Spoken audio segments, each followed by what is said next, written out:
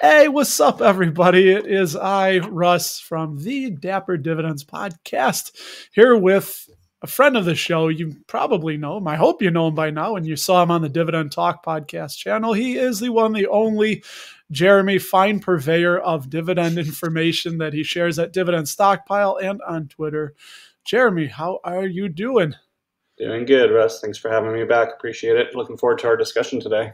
Absolutely. And this one is probably self-indulgent because I was just telling him my daughter plays volleyball. We were at a volleyball tournament and I was listening to you on the Dividend Talk podcast. And man, that closed-end fund conversation really got to me. And I thought, this is probably something that I should look into that I really haven't. And with you having way more experience than I in closed-end funds, I really wanted to just pick your brain a little bit as a beginner and somebody who's a complete novice with closed-end funds. And by the way, how are you doing again? I know I said it. I don't want to just jump right into it. And I wanted to thank you for spending a little bit of your time to chat with us. So is there anything you want to say to the people listening out there? Say hello.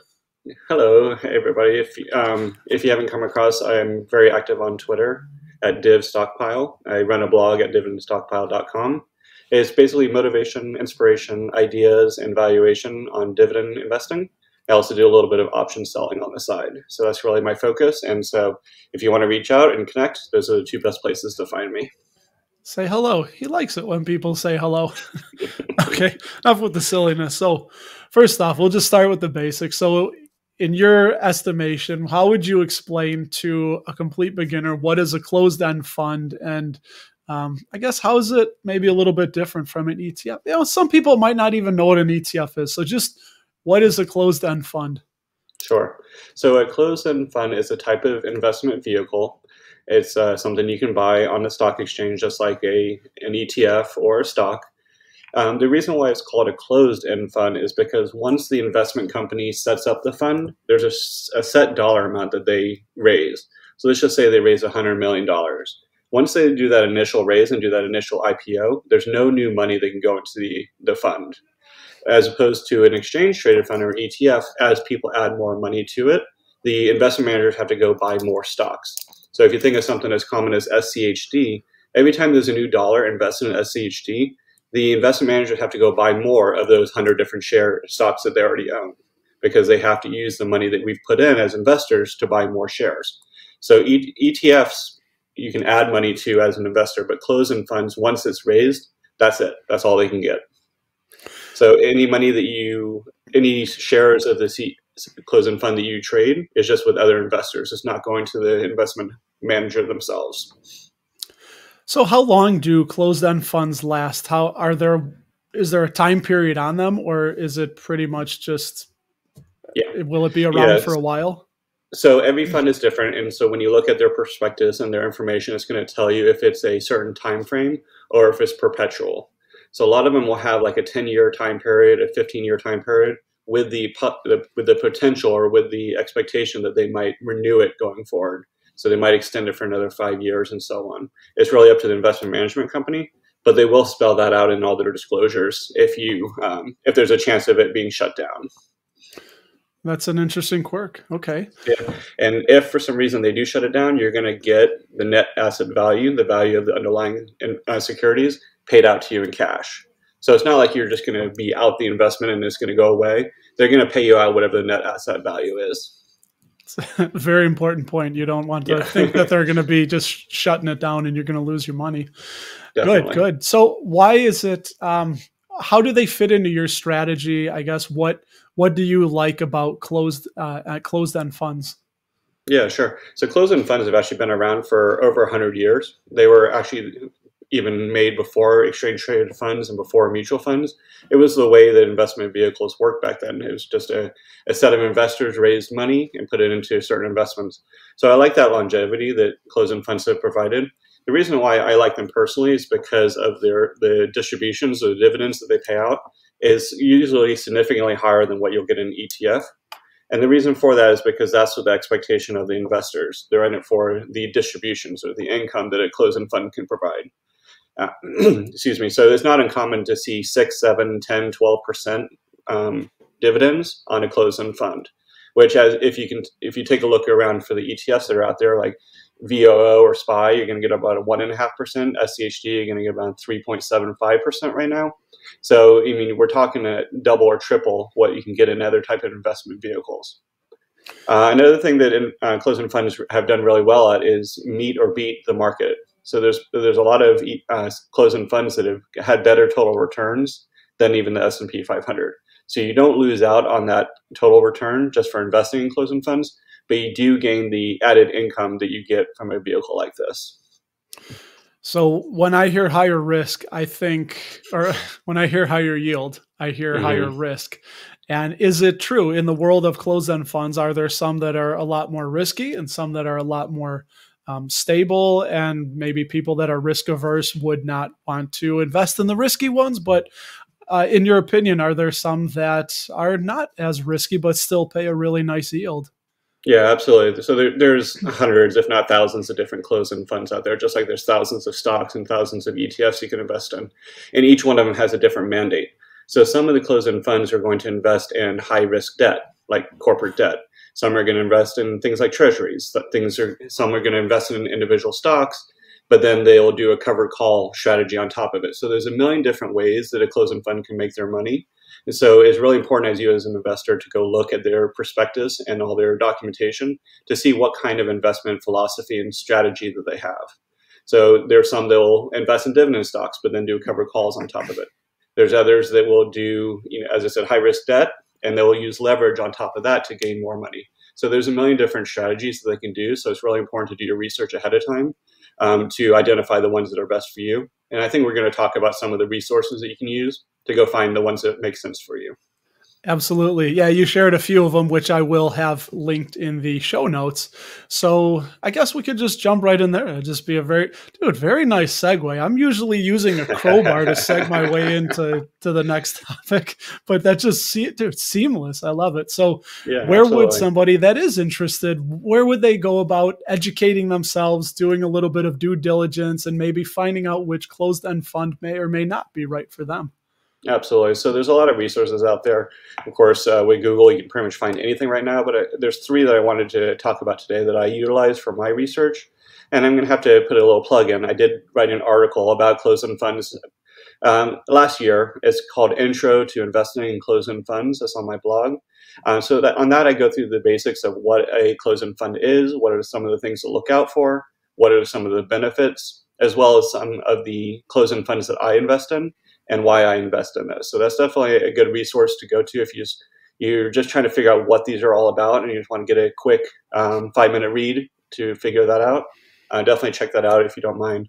Another really good resource that I use a lot is a website called cefchannel.com, the closedendfundchannel.com.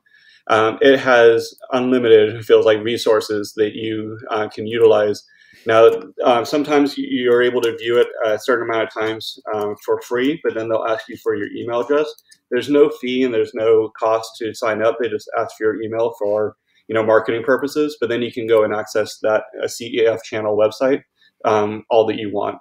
But it gives you a lot of great resources that you can utilize to identify different closed-end funds that you might be interested in. It has a lot of screens that you can put in to identify, the type of closed-end funds you might want. It's going to talk to you about the best returning closed-end funds that are out there. So there's a lot of things you can utilize on that site. Good. Yeah, it's CEF channel. I know recently I came across Dividend channel using the great calculator tool. I'll put a link to that below as well. But if you want to compare two stocks, how they've done with dividends reinvested and without, does CEF channel have, I'm assuming it's all the same setup, CEF, I think ETF channel probably, I'm guessing, is one too. Yeah. It's going to have a lot of comparison tools and things like that on there as well, for sure. Nice. And then you shared one more. And by the way, I did not know that you did the, my bad, your intro to CEF investing, which I will be reading that later today. And then I think you had one more. Yeah, absolutely. So the last one that I wanted to chat about and let everyone know about is the investment management company BlackRock. which does a lot of the iShares types of ETFs as well as some private funds. They have a great resource out there for closed-end funds. The website is kind of difficult, but it's basically if you search Google and say BlackRock closed-end fund guide, you'll be able to get there. But it has a lot of the key benefits, some of the things to look out for, the different types of closed-end funds you can do, as well as a lot of education and insights that you might be able to use to learn more about closed-end funds. BlackRock does offer their own closed-end funds, which are some of my favorites. So you can also go to take a look at which closed-end funds they offer as an investment company.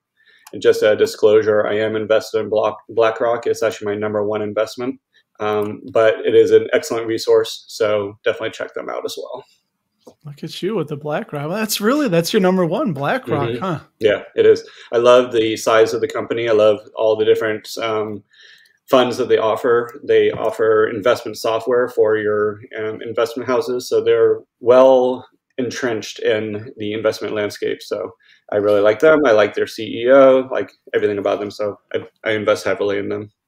Have you been buying them lately?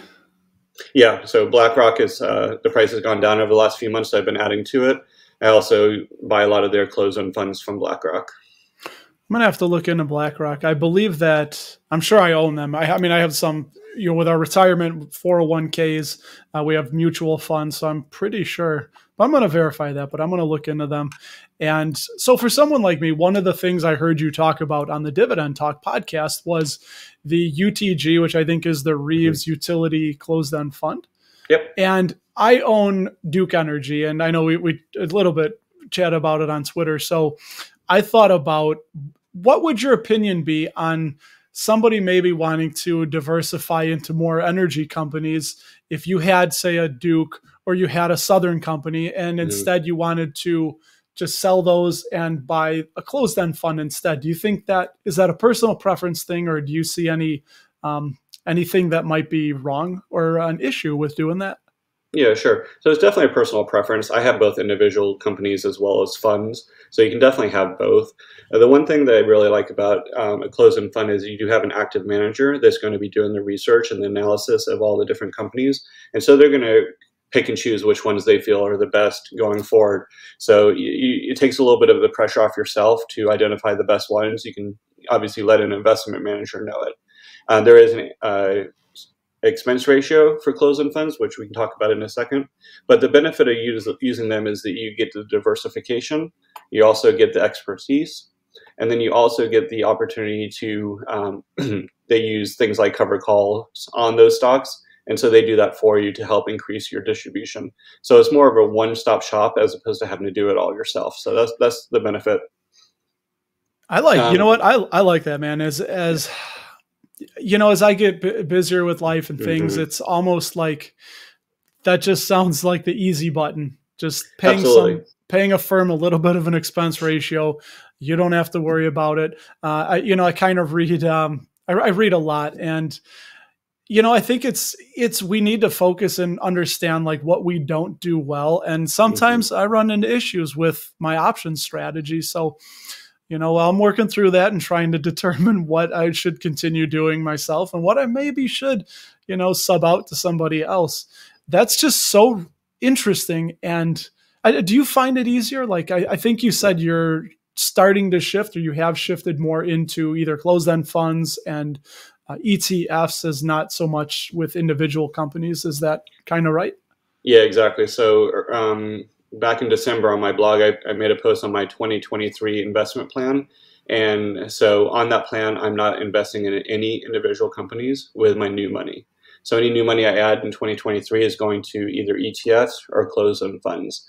And to your point exactly, is I want to build up that part of my portfolio because I don't have to think about it as much. I don't have to do the deep dive research that you would have to do on an individual company. You can just let the fund manager do it. Yes, you do pay a small expense ratio for it, but if they can do a better job than you, then it's definitely worth the money. So for you, what is the biggest selling point of, I don't know, if somebody was, so there's utility ETFs, right? If there was a utility ETF that had some of the similar holdings, and then say UTG, a utility closed-end fund, what how would you go about determining whether you wanted to buy an ETF or the closed-end fund? Yeah, so the closed-end fund is really about current income. That's really what it's about. So on the one that you said, like UTG, is a great fund and invests in utilities and infrastructure and things like that. Those types of companies, they also do cover calls to enhance the returns. But on that one, since inception, since the IPO of UTG, it has beaten the S&P 500 over that time period for total returns. So you are getting a competitive product, but one of the main benefits is the current income. A lot of closed-end funds are going to pay, 6, 7, 8, 10% on their yield. Plus, you're going to get a little bit of capital appreciation. So if you're looking for that current income, or if you want, what's the saying, a bird in the hand is worth two in the bush, type of thing, Mm-hmm. you're getting that money today as opposed to hoping that capital appreciation happens later. So on UTG, they're paying about an 8% yield right now, and the average total return is about 9%. So you're getting most of your return via that distribution, and then you're going to get a little bit of capital appreciation. But if you're reinvesting the funds, or if you're using the current income, closed-end funds are going to blow away your ETFs when it comes to income. You can basically double your income using a closed-end fund. So that's what I would look for, is the people that want that current income.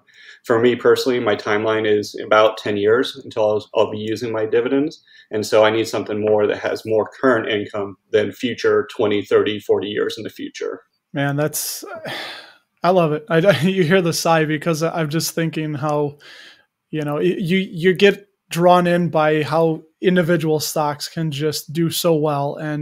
But at the same time, as I've made mistakes, plenty of mistakes. I just think, like, if I would have just invested in an ETF instead, it would have prevented a lot of the damage I've done to my portfolio by myself.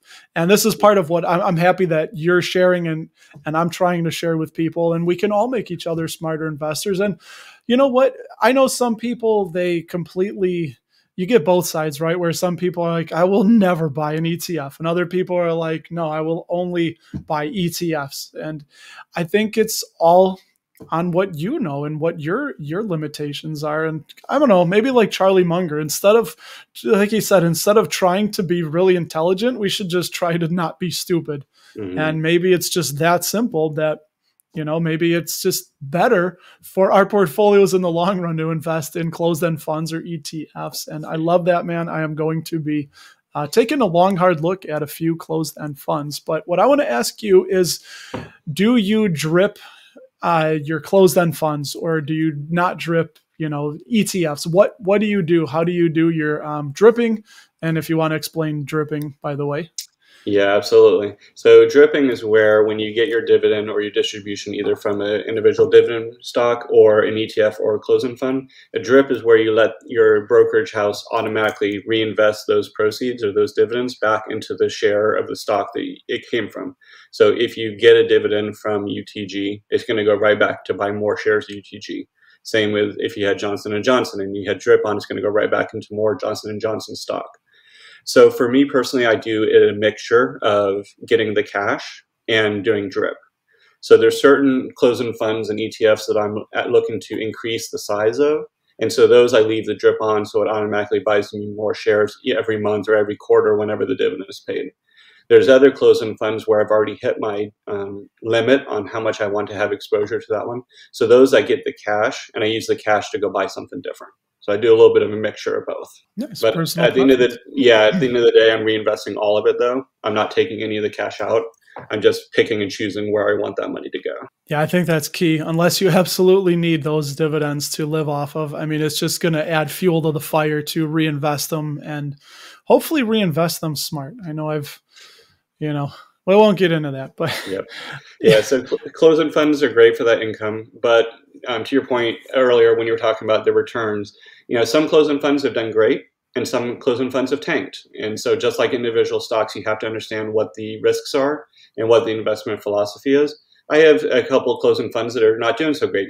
They're down on a capital appreciation basis, just like some of my stocks are. But then there's also some closed-end funds that have done extremely well. But I'm in it for the long run. I'm really not planning on using this money anytime soon. I might be using my dividends in 10 years, but I'm never planning on using the capital. So as long as I'm comfortable with it over the long run, it's okay if it goes down in the short term. Yeah, that's that long-term focus.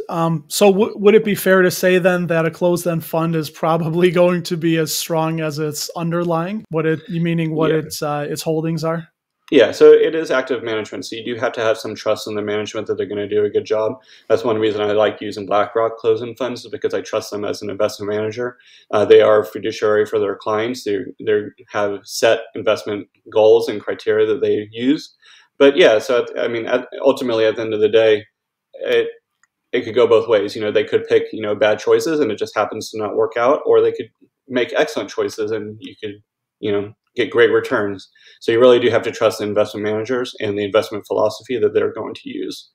And that investment management does cost money. There is, closed-end funds do have a higher expense ratio than your typical closed ETF, or, obviously an individual company doesn't have any. It's not uncommon to get 0.8, 1%, even up to 2% expense ratios on some of these closed-end funds. So it's definitely something you're going to have to look into. So do you have a target expense ratio that's kind of like your, your Gandalf, you shall not pass line, or is it just case by case basis? So how do you look at the expense ratios with closed-end funds? Yeah, so you definitely have to go in the mindset that it is going to cost you more to have a closed-end fund than if you had an ETF. And the reason for that is this active management. Most of your ETFs out there are going to be passive, so they're using just a computer program or algorithm to make their choices. But at closed-end fund, you have active managers, so you're going to have to pay for that expertise and that the work that they do. Generally speaking, I like to stay at about 1% or lower on the expense ratio. But you really have to look at total returns. So if a closed-end fund is charging 1%, but they've consistently got a 10, 12, 15% return, it's worth paying that 1% to get those types of returns. But if they're underperforming, then you have to really reconsider how much you're paying. But I would say that my average closed-end fund is probably around 1% expense ratio right now. Wow, that's crazy to me, because we always hear that 1% number, like it's like, danger, danger when you see 1%. But how you explained it, that's at the end of the day, the expense ratio comes out of the total value of the funds. So let's just say that the underlying stocks return 12%. If you have a 1% expense ratio, you as an investor are only seeing 11% of that return. So you have to take into consideration it's not going to be as equal as investing in individual companies. But again, you're paying for the expertise and the program that they have in place, and you have to decide if you're willing to pay that fee or not. So that it's not the same as a personal wealth management company, maybe, where they're taking that 1% off the top every year, whether you do good or bad. Yeah, whether the portfolio gains or loses. So it's coming out of that percentage. Yep.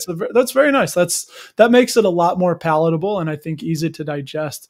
Definitely. So as we near the end of our walk through this world of CEFs, which this is awesome, because I've ever since I heard you talking about them, I remember reading somewhere sometime about CEFs, stay away, they're too risky. But I mean, I think things are only risky when you don't have knowledge, and you've just dropped a bunch of knowledge that I hope everybody does appreciate, because I sure do. So with that being said, what are a few of your favorite closed-end funds right now? So this is a really good resource. We mentioned it earlier. It's CEFchannel.com. It has a ton of great resources on how to do research on closed-end funds. But the one thing I wanted to show real quick is when you're looking for ideas, is they have these CEF screens and CEFs by categories over here on the right side. So as you see, there's so many different types of closed-end funds you can invest in. So you have to really determine, you have emerging market stocks and bonds, you have healthcare, you have high yield, you have international, you have US stocks, you have utilities. There's so many different options of different types of closed-end funds. So really you have to do your research to determine what kind of closed-end funds you want. But the one thing I wanted to show right here is they have a great screen for the top 10 best, top 10 year performance. And so this is going to really show you which closed-end funds have done well over the past 10 years. And so I have a lot of these personally, and so I'll go through the ones that I have. But as you see, for a fund called STK, which is a covered call closed-end fund that invests in technology companies. So you can have your things like your Apple and your Microsoft and things like that with a covered call strategy. On average, over the last 10 years, it's gained almost 18% a year. So that blows out the stock market like crazy. And this year, it's been one of the best returning ones as well. So I do own this one in particular. But I mean, that type of return over a 10-year period is almost unheard of when it comes to your individual ETFs and stocks. Some other ones that I own is this QQQX.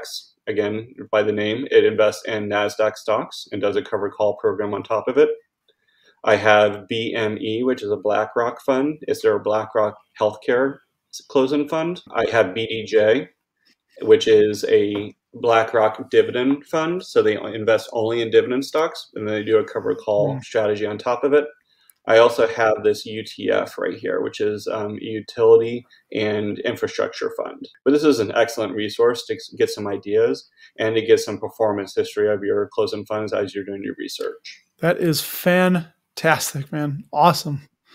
Yeah, it's a really good site. So cefchannel.com. Sweet. Yeah, that looks I got more work to do. I love it. And it's only going to help us. And like you said, if you want income and you want a little more income, this could be an option. Obviously, we're not giving financial advice. We're not fiduciaries. We're just, hobbyists sharing our passion for passive income. And why not? Who doesn't want money coming in the door while you're, doing whatever you want to do? It gives us more time to absolutely. Hopefully pursue our passions and our loves in life instead of working until we have one foot in the grave. And exactly, what's your ultimate plan then? Just wrap us up with that. So what are you going for? What's your goal with passive income? So I have a two-pronged goal. So the first goal is about a 9-year goal, and that it will put at a point where hopefully we'll be able to have my wife be work optional. And so using the dividend income to supplement her paycheck right now. And then my goal is within the next 14 years to be able to retire early. So that would put me at about 55 years old at that point. And so that's the plan, is to live off dividends at 55 and going forward. That's what we need. We need a plan, and your plans can change, but you got to have a plan. Otherwise you're just going to be wandering, and it's, you might not like where you end up. So yep. So we took those dates and we backdated. So okay, what number do we need to get to? And then with that, how much do we need to invest every month or every week to get to that point? So we're using that timeline to determine how much we're going to invest on a monthly and yearly basis. And so to your point, we're going to work on this plan until our plan changes, and at least we got started. And if we can hit that goal, great. If it gets delayed because of unforeseen circumstances, at least we started. So that's the plan. Absolutely. Yeah. It's kind of like start with the end and then reverse engineer. Who is it? Munger says. You got it. Munger says, write your epitaph, what you want people saying about you when you're in the coffin, and then work your way back to today and make sure that happens. Yep. But I will say, for a lot of people that might think, maybe newer investors, like, wow, that's quick. So tell everybody how long you have been doing this and working on this. So I first started investing right before college. 1999 is when I first started investing. But when it comes to focusing on dividends and your passive income, it's really been about 7 or 10 years I've really been focused on it. And so that's when, like a lot of people, we do all types of different investment. We do the growth stocks, we do the total return, we do the penny stocks, we do, all those types of things, the IPOs. But it was really about 7 or 10 years ago that I really started focusing on dividends and understood that dividends are the path that I want to take and the one that fits my risk tolerance. And then I've been going very heavy on dividend stocks and in dividend investing since then. And it's just built up significantly, where my total dividend income is pretty significant now. And so we can definitely see the snowball rolling. But it does take time. So if you think about 7 to 10 years in the past, plus another 14 years, it's going to be about a 25-year journey. Yeah. But it's so worth it because you get that flexibility and those options that dividends will give you later on in life. You don't have to rely on the stock market to continue to go up and sell your shares. You don't have to worry about relying on someone else's determination of what the value of the company is. You can rely on just the income that comes from those investments and hopefully never have to sell the companies. And so that's my goal. Yeah, you don't have to worry about the 4% drawdown rule if you're just living off the dividends. You don't have to draw down anything. You got it. And I think that's really what grabbed me. And yeah, man, something I learned, and it's funny you mentioned the penny stocks, because I tried the penny stocks. I tried swing trading. Starting about 2017, late into 2018, I tried, again, penny stock swing trading. Didn't work. Found out I'm a really good buy and hold investor, almost to a fault. And it's true. Like, what I've learned is the stock market, for me at least, is not about getting rich. It's about preserving and growing your wealth. And that's what I'm trying to do now. A couple stinkers, though, are challenging that, like AT&T and 3M. That may be a different discussion for a different day. And again, man, it takes time, and I love it that you're just the embodiment of saying, look, this is not a get rich quick thing, but it is working, and you're going to stick with it because it's working. And I love that you are sharing it with everybody.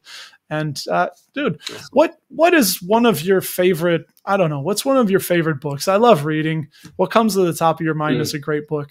Yeah, so when it comes to reading, I approach it as a way as I always want to be learning something when I'm reading. So I do focus on the nonfiction side of the book industry, if you will. So I'm always reading investment books, things like that. I'd rather gain knowledge when I'm spending that time as opposed to, going off in fantasy land is the way I look at it. So my number one, and the one that I'm reading again for the third time right now, is The Psychology of Money by Morgan Housel. It's a fantastic book. I recommend it to everyone. And so my second favorite book is something called The Single Best Investment by Lowell Miller. It is, in my opinion, the number one dividend investing book out there. So The Single Best Investment. I have not read this. I have not read The Single Best Investment. Again, I'll have links for these down below, and I'm going to read that. I'm finishing up Richer, Wiser, Happier by William Green. Mm-hmm. Fantastic book. I've read it, yeah. And Psychology of Money. I don't know if you've ever checked out the Compound and Friends. I shared it in the newsletter. Christopher Davis and Morgan Housel were both on. And it's a really laid back group. Michael Batnick and Josh Brown from Ritz-Hold Wealth. I can't say it. Management. It's just a very fun, very easy podcast to listen to. So I'd recommend checking that out as well. And dude, thank you again for just taking some time. We're doing this on a Sunday. This is going to drop on June 1st. I'll be in Ireland. So I thank you for being part of my first podcast of the month interview series that we're doing here. Awesome. Well, again, yeah, thank you so much for having me.